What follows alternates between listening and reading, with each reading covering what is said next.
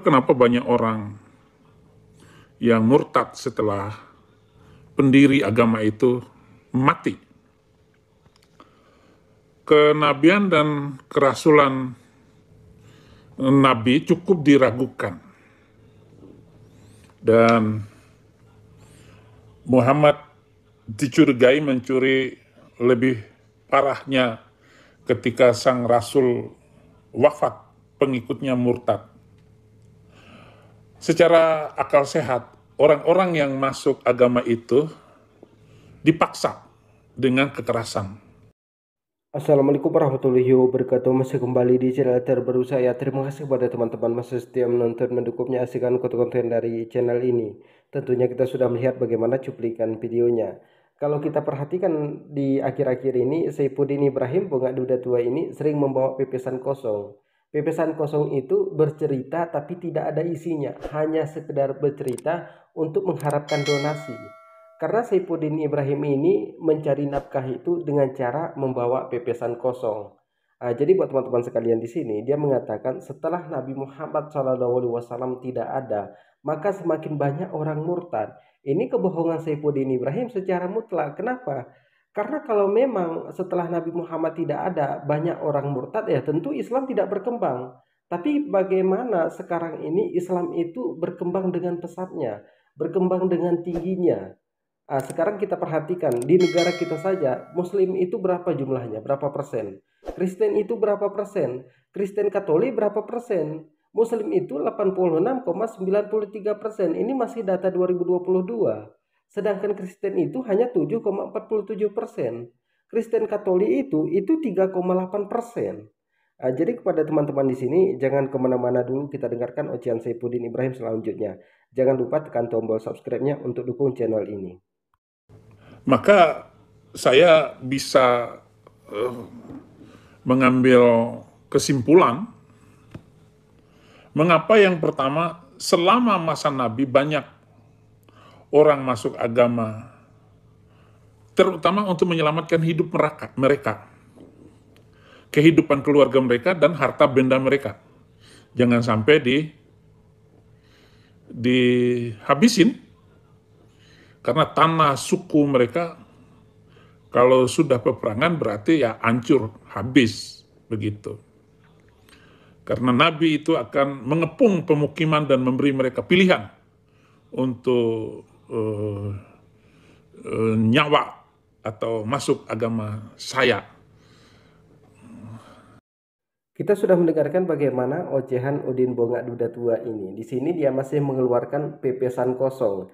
Jadi kata Udin Bongak Duda Tua ini, Nabi Muhammad SAW menyebarkan agama Islam itu memberikan dua pilihan. Kalau mau hidup silahkan ikuti agama Islam, kalau nggak mau ya tanggung risikonya. Jadi agama Islam ini disebarkan seperti itu. Jadi banyak orang mempertahankan hidupnya untuk masuk ke dalam agama Islam. Mereka itu tidak serius masuk ke dalam agama Islam, hanya mempertahankan hidupnya. Jadi Nabi Muhammad diusir dari kotanya, Nabi Muhammad pergi. Setelah pasukannya banyak, Nabi Muhammad kembali. Apakah Nabi Muhammad balas dendam? Nabi Muhammad SAW tidak pernah balas dendam. Bahkan dia itu merangkul musuhnya. Kalau mungkin saudara kita yang non-muslim tidak percaya, silahkan cek bagaimana sejarahnya. Apakah benar yang dikatakan oleh Saifuddin Ibrahim atau malah benar yang saya katakan ini? Nabi Muhammad itu tidak pernah balas dendam terhadap musuhnya. Bahkan dia itu merangkul musuhnya. Ketika Nabi Muhammad kembali, musuhnya ketakutan. Nabi Muhammad mengatakan, kami tidak akan balas dendam, jangan takut. Jadi inilah pepesan kosong si Udin Bongak Duda Tua ini. Kita dengarkan selanjutnya. Ketika saya ditangkap 5 Desember 2017, tanggal 6-nya datang seorang jenderal untuk merayu saya kembali kepada agama itu. Kembali ke agama Islam lagi, supaya saya tidak masuk penjara. Saya tidak akan masuk penjara andainya saya kembali masuk Islam lagi. Jadi satu jenderal itu dengan dua temannya. Salah satu teman itu saya kenal sebelum saya masuk Kristen. Dia tinggalnya di Jakarta Selatan, kayak nggak salah. Karena ketika saya jadi guru di pesantren Darul Arkom Depok, dia sering datang ke pesantren saya. teman itu akhirnya menjadi saksi yang memberatkan saya dalam persidangan itu. Intinya saya harus kembali ke agama itu, begitu. Ketika si Udin Bongak Duda Tua ini katanya ditangkap, si Udin ini didatangin oleh jenderal bersama guru pondok pesantren Darul Arkam. Ya memang di sini Saifuddin Ibrahim ini sempat ngajar. Sebentar lagi itu juga akan kita bahas. Tapi kesaksian si Udin sama yang sekarang sama yang dulu itu berbeda. Karena dulu dia mengatakan bahwa dia ini didatangin oleh seorang ustadz, tidak ada jenderalnya. Kemudian ditawarkan sama Udin ini kemewahan. Bahkan si Udin ini digratiskan untuk naik haji, digratiskan untuk umroh, dibelikan mobil mewah. Ini kesaksian si Udin pertama ketika dia itu di penjara. Kemudian sekarang katanya si Udin ini didatangin oleh jenderal. Mana yang benar? Antara kesaksian saja di sini sudah berbeda. Kemudian si Udin ini memang sempat ngajar di pondok pesantren Darul Arkam. Jadi si Udin ini itu dipecat dari pondok pesantren Darul Arkam. Kenapa?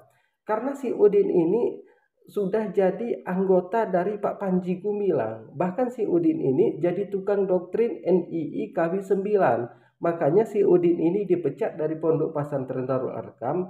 Kemudian si Udin ini jadi DPO. Si Udin ini lari kepada Panji Gumilang. Si Udin ini meminta perlindungan kepada Panji Gumilang.